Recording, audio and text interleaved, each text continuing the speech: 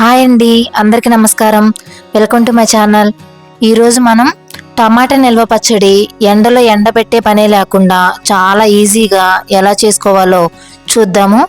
ఈ కొలతలతో చేశారంటే టమాటా పచ్చడి చాలా రుచిగా వస్తుంది, ఇంకా ఎక్కువ రోజులు నిల్వ కూడా ఉంటుంది. ఈ పచ్చడి కోసం ఎర్రగా పండిన టమాటాలు కేజీ తీసుకుంటున్నాను. టమాటాలు ఎర్రగా పండినవైతే ఈ పచ్చడి బాగుంటుంది. వాటిని శుభ్రంగా కడిగి తడనేది లేకుండా వీటిని ఆరబెట్టుకోవాలి. వీటిని చిన్న చిన్న ముక్కలుగా కట్ చేసుకోవాలి. వాటిని పక్కన పెట్టుకొని 50 గ్రాముల వెల్లిపాయల్ని పొట్టు మొత్తం శుభ్రంగా తీసి పక్కన పెట్టుకోవాలి. అలాగే ప్యాన్ తీసుకొని 1 స్పూన్ మెంతులు వేసుకోవాలి. వాటిని గోల్డెన్ కలర్ వచ్చేంత వరకు ఫ్రై చేసుకోవాలి. అవి ఫ్రై అయ్యాక 2 స్పూన్ల ఆవాలు వేసుకోవాలి. ఇవి త్వరగా వేగిపోతాయి. ఈ ఫ్రై అయ్యాక స్టవ్ ఆఫ్ చేసి చల్లారిన తర్వాత మిక్సీ జార్లో వేసుకొని మెత్తగా గ్రైండ్ చేసుకోవాలి. ఇప్పుడు చింతపండు తీసుకొని వాటిలో ఉన్న డస్ట్ అంతా శుభ్రం చేసుకోవాలి. కేజీ టమాటాలకి 100 గ్రాముల వరకు చింతపండు పడుతుంది. దీనిని పక్కన పెట్టుకొని ప్యాన్ తీసుకొని కట్ చేసుకున్న టమాటాలు ఇందులో వేసుకోవాలి. ఇవి 1 నిమిషం కుక్ చేసుకొని చింతపండును కూడా ఇందులో వేసుకోవాలి. ఈ టమాటాలు 2 నిమిషాలకే మగ్గిపోతాయండి. ఇవి కుక్ అయ్యాక 110 గ్రాముల రాళ్ళ ఉప్పుని వేసుకోవాలి. సుమారుగా కప్పుకి కొంచెం తక్కువ వేసుకోవాలి. పచ్చళ్ళు ఏది చేసుకున్నా రాళ్ళ ఉప్పుని యూజ్ చేసుకుంటే టేస్ట్ అయితే బాగుంటుంది. ఇప్పుడు దీన్ని ఒకసారి కలుపుకోవాలి. అలాగే పక్కన పెట్టుకున్న వెల్లిపాయలు కూడా ఇందులో వేసుకోవాలి.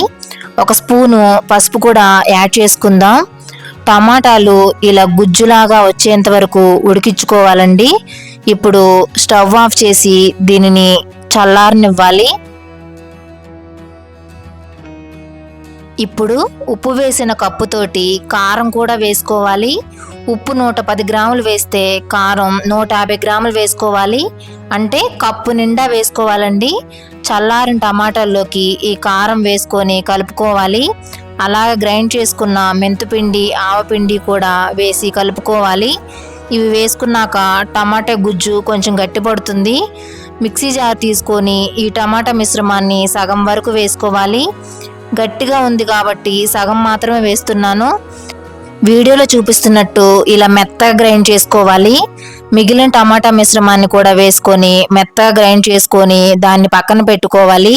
ఇప్పుడు ప్యాన్ తీసుకొని 250 గ్రాముల వరకు ఆయిల్ని పోసుకోవాలండి. టమాటా పచ్చడికి ఆయిల్ ఎక్కువే పడుతుంది. అది హీట్ అయ్యాక కొన్ని ఎండుమిర్చి వేసుకోవాలి. అవి ఫ్రై అయ్యాక పచ్చెనపప్పు అలాగే మినప్పప్పు 1 స్పూన్ ఆవాలు కొంచెం జీలకర్ర పట్టు తీసుకున్న వెల్లిపాయలు కొన్ని వేసుకోవాలి. అవి ఫ్రై అయ్యాక కొంచెం ఇంగువని యాడ్ చేసుకుంటున్నాను. ఇంగువ అనేది ఆప్షన్ అండి, మీకు ఇష్టమైతే వేసుకోవచ్చు. ఇప్పుడు గ్రైండ్ చేసుకున్న టమాటా పచ్చడిని ఇందులో వేసుకోవాలి. పచ్చి వాసన పోయేంత వరకు 1 నిమిషం ఫ్రై చేసుకోవాలి. ఇదంతా ఒకేసారి పోపు పెట్టుకోవాల్సిన అవసరమే లేదు. మీకు ఎంత కావాలో అంత పెట్టుకోవచ్చు. మనం వేసుకున్న ఆయిల్ మొత్తం ఈ పచ్చడి అబ్జర్వ్ చేసుకున్నాక ఫ్రై చేసుకున్న కరివేపాకు కూడా ఇందులో వేసుకోవాలి. ఇది 6 నెలల వరకు స్టోర్ ఉంటుందండి. ఈ కొలతలతో కనుక టమాటా పచ్చడి చేసుకొని వేడి వేడి రైస్లోకి వేసుకొని తింటే అమృతంలా ఉంటుంది. నచ్చితే మీరు కూడా ఒకసారి ట్రై చేయండి.